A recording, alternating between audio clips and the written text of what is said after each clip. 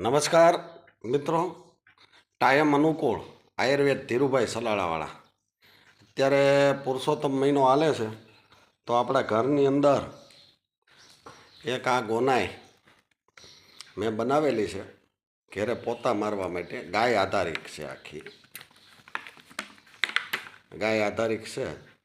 ગાયના ગૌમૂત્રનો અરક, લીમડાનો અરક, લીલગરી, દેવગર તેલ આવી બધી વસ્તુનો ઉપયોગ કરીને બનાવી છે ઘેરે પોતા મારવા માટે.